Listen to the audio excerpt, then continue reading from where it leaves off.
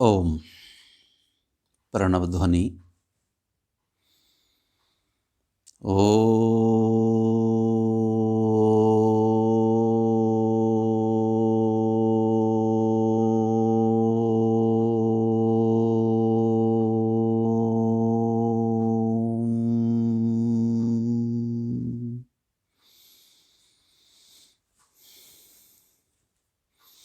प्रवर पुनीत आत्माओं,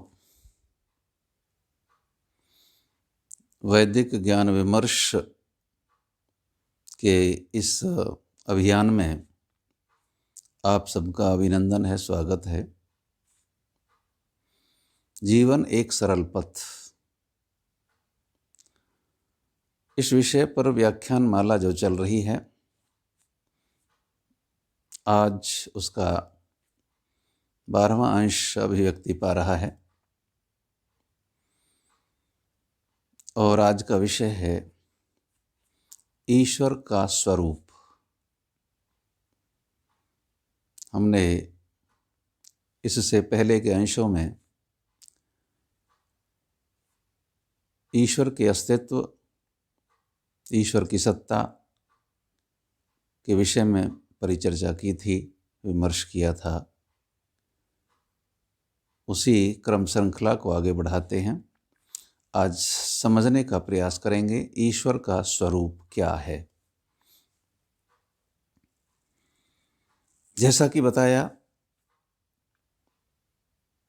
कि संसार में 3 पदार्थ अनादि हैं, जिनमें 2 चेतन हैं, एक जड़ है। जड़ प्रकृति, चेतन परमपिता परमात्मा और जीवात्मा। परमपिता परमात्मा के स्वरूप को समझने का प्रयास करते हैं। बहुत ही अत्यंत सामान्य सरल शब्दों में इसे जानने का प्रयास करेंगे। संसार की कोई भी वस्तु उसके गुण कर्म स्वभाव से ही जानी पहचानी जाती है, चाहे वह वस्तु जड़ हो अथवा चेतन। परमपिता परमात्मा कैसा है, आइए समझते हैं। ईश्वर को वेदों में सच्चिदानंद स्वरूप बताया है और आधुनिक युग के महर्षि स्वामी दयानंद सरस्वती जी ने भी अपने अमर ग्रंथ सत्यार्थ प्रकाश में तथा आर्य समाज के जो 10 नियम उन्होंने सुनिश्चित किए हैं, उनमें परमात्मा का स्वरूप दिग्दर्शित किया है। ईश्वर सच्चिदानंद है। क्या अभिप्राय है? 3 शब्दों का इसमें योग है, संधि है। सत चित आनंद स्वरूप। ईश्वर का स्वरूप सत्य, चित और आनंद, 3 विशेषताओं से यहाँ पर दर्शाया है। ईश्वर सत्य है। इसका अभिप्राय है कि ईश्वर अनादि है, अनंत है, सदा से है, सदा रहेगा। यह सत्य गुण में समाहित होता है। अभिप्राय, ईश्वर एक सत्तात्मक स्वरूप में है, केवल काल्पनिक विषय नहीं है। ईश्वर मात्र मान्यता में नहीं है, अपितु ईश्वर सत्तात्मक है। उसकी सत्ता है, उसके अस्तित्व से कोई भी नकार नहीं सकता उसके स्वरूप को। सत्यार्थ प्रकाश में के प्रथम समोल्लास में भी यह स्पष्ट हुआ है। ईश्वर एक ब्रह्म वस्तु है। ईश्वर एक वस्तु है। एक ज्ञानात्मक सत्ता है। दूसरा, चित्त। अभिप्राय, ईश्वर चेतन है, जड़ नहीं है, ज्ञानात्मक सत्ता है। और ईश्वर आनंद का भंडार है, असीम आनंद है परमपिता परमात्मा में। उसके सानिध्य में जब यह जीवात्मा अपने योग समाधि के द्वारा जब समाहित होता है तो आनंद से परिपूर्ण हो जाता है। और उस परमपिता परमात्मा के उस परम आनंद को पाने का ही मनुष्य जीवन का लक्ष्य है। उसी दशा और अवस्था को मोक्ष और मुक्ति कहते हैं। अतः ईश्वर सच्चिदानंद स्वरूप है। आगे बढ़ते हैं। ईश्वर निराकार है। क्या अभिप्राय हुआ कि ईश्वर भौतिक अणु परमाणुओं का पुंज नहीं है। उसका आकार प्रकार नहीं होता। आकार भौतिक जड़ वस्तुओं का होता है, जिनकी रचना परमाणुओं से, अणुओं से, त्रश्रेणुओं से हुई होती है। वह वस्तु ही आकार ग्रहण करती है। ईश्वर चेतन वस्तु है, ईश्वर का अतः आकार नहीं है। आत्मा भी निराकार है, ईश्वर भी निराकार है। साकार वस्तुएं जड़ ही होती हैं, सीधा वैदिक सूत्र है। ईश्वर निर्विकार है। अभिप्राय, ईश्वर में विकार उत्पन्न नहीं होते। घटना, बढ़ना, रुकना, नष्ट होना, क्षीण होना, ये ईश्वर के लक्षण नहीं है, यह जड़ वस्तु के लक्षण हैं। प्रत्येक जड़ वस्तु 6 प्रकार के विकारों से गुजरती है। जायते, वर्धते, संस्थयते, विपरिणम्यते, क्षीयते और नश्यते। सांसारिक वस्तुएं उत्पन्न होती हैं, उनमें वृद्धि होती है, फिर वह वृद्धि एक क्षण में एक स्थान बिंदु में ठहर जाती है, फिर उसमें विकार उत्पन्न होता है, फिर उसमें क्षीणता आती है और एक दिन वह नष्ट हो जाती है। अभिप्राय, वह कार्य वस्तु अपने कारण रूप में विलीन हो जाती है और इस क्रिया को ही नष्ट होना कहते हैं। पूर्णतया समाप्त होना ऐसा नहीं है इसका अभिप्राय। कार्य वस्तु का कारण वस्तु में समाहित हो जाना ही नष्ट होना कहलाता है।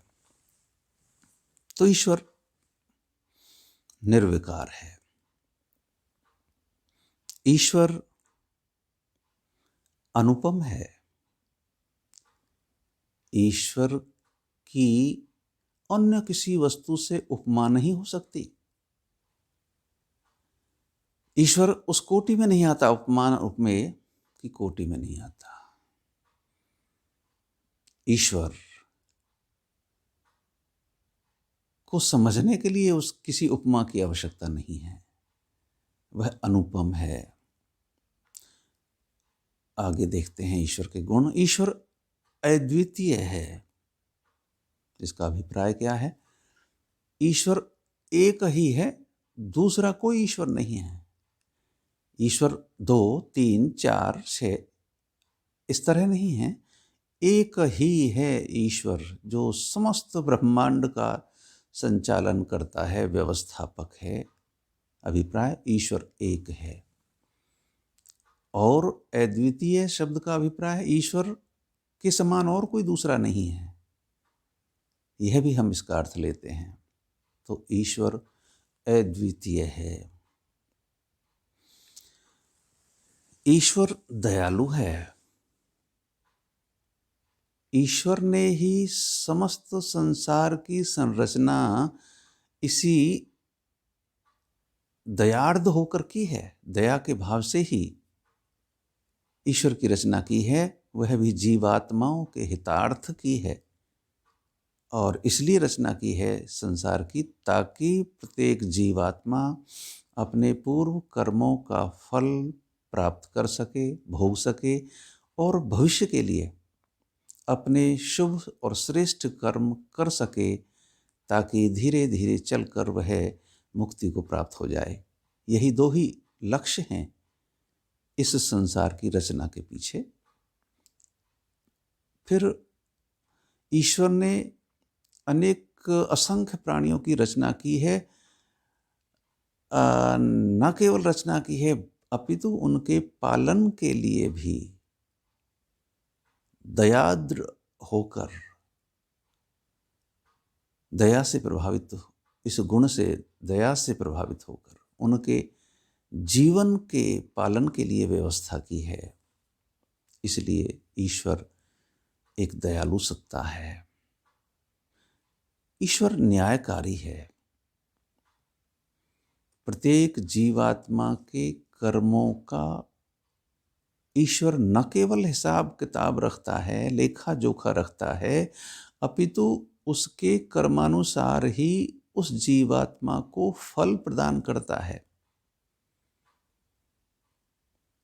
अवश्य ही भोगना पड़ता है मनुष्य के द्वारा किया गया कर्म,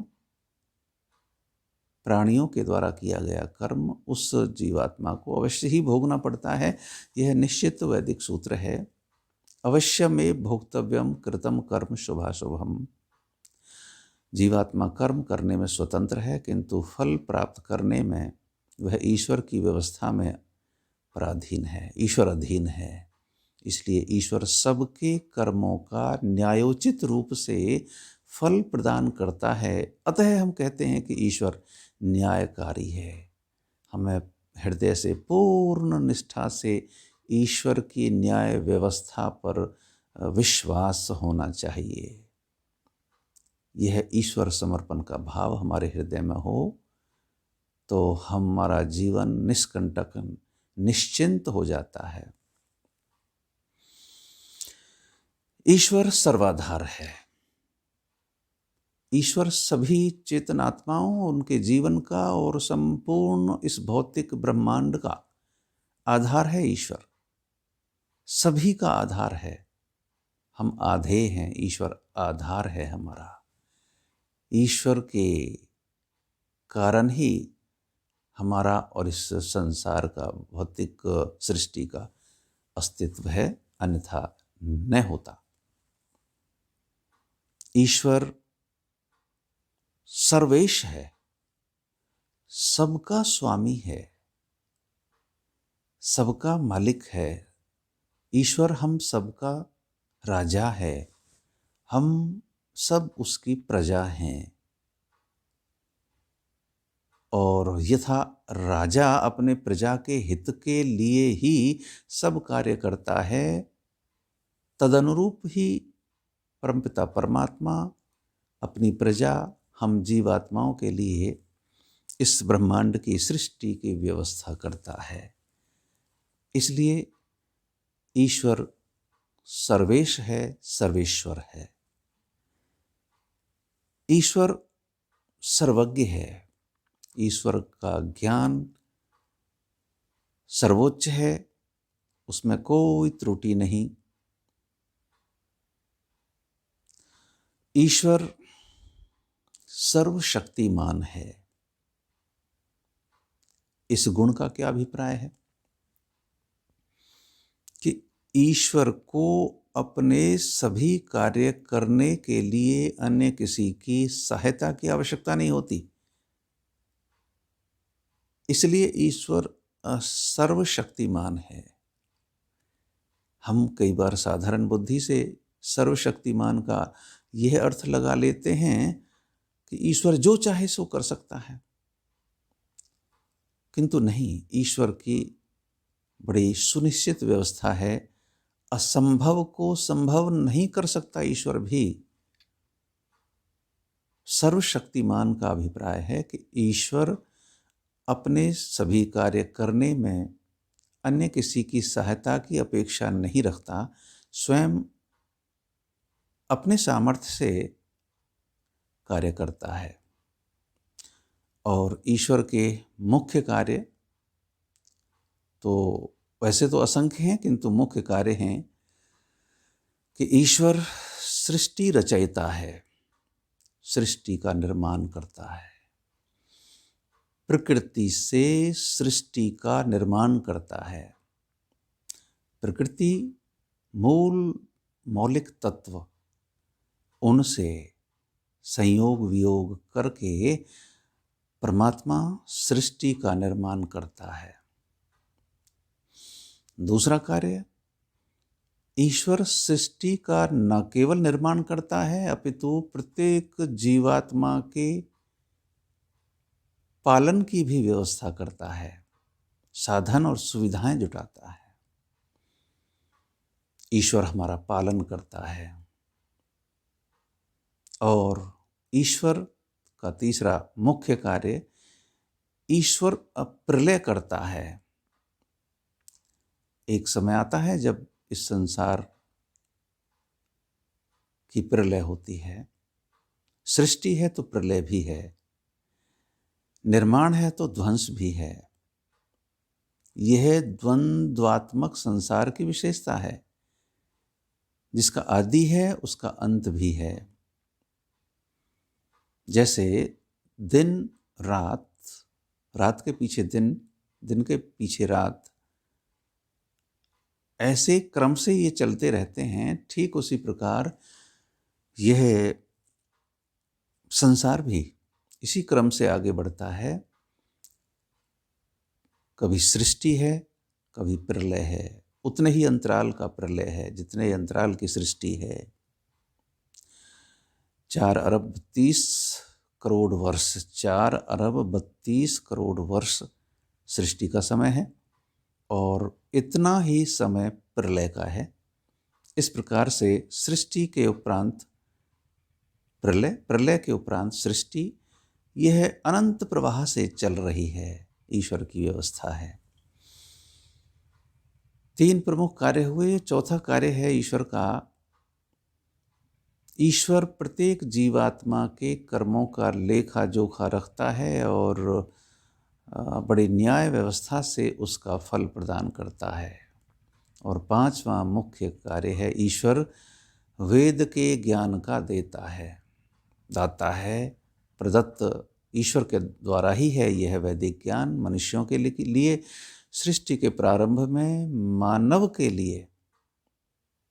मनुष्य के लिए ईश्वर ने वेदों का ज्ञान दिया है। 4 वेद, 4 ब्रह्म ऋषियों के हृदय में ईश्वर ने उस ज्ञान धारा को प्रवाहित किया है। यह मनुष्यों के हितार्थ ही है। ईश्वर सर्वव्यापक है। ईश्वर एक स्थान पर नहीं रहता। प्रत्येक कण कण, अणु अणु में ईश्वर का निवास है। सारा ब्रह्मांड ईश्वर में समाया हुआ है और सारे ब्रह्मांड के कण कण और अणु अणु में, तृण तृण में ईश्वर समाया हुआ है। यह ईश्वर की सर्वव्यापकता है। ईश्वर व्यापक है, हम व्याप्य हैं। ईश्वर सर्वंतर्यामी है। अभिप्राय क्या है? ईश्वर हमारे अंतःकरण में भी विराजमान है। न केवल अंतःकरण में अपितु ईश्वर आत्मा के अंदर भी विराजमान है। ईश्वर हमारे अंतःकरण में न केवल विराजमान रहता है अपितु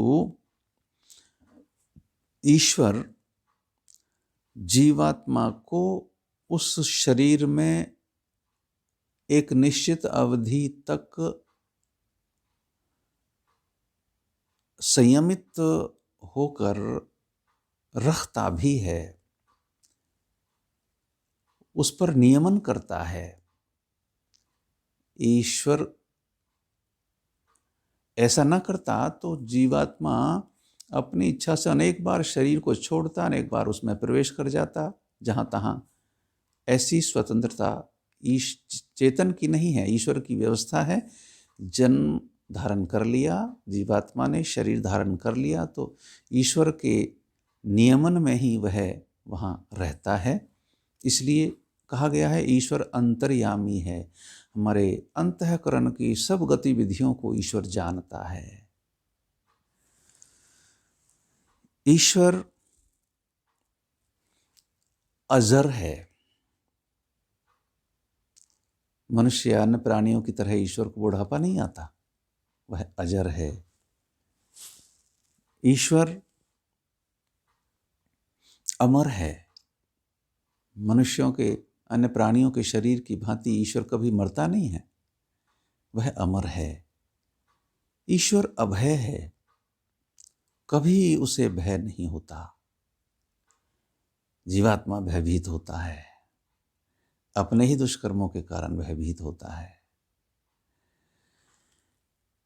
इसलिए जीवात्मा अभय है, निर्भय है।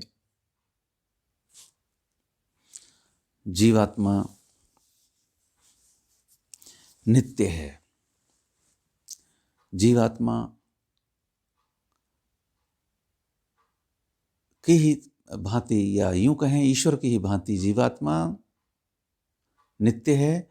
ईश्वर नित्य है, सदा रहता है, सदा रहेगा। ईश्वर शुद्ध है, कभी मलिन नहीं होता। ईश्वर पवित्र है। ईश्वर बुद्ध है, सदा ज्ञानात्मक सत्ता रहती है। ईश्वर मुक्त है। जीवात्माओं की भांति ईश्वर कभी बंधन में नहीं आता। ईश्वर सदा मुक्त है और जीवात्माओं को भी उसके कर्म के अनुसार फल देकर, प्रेरणा देकर, सामर्थ्य देकर मुक्ति का आनंद भी देता है।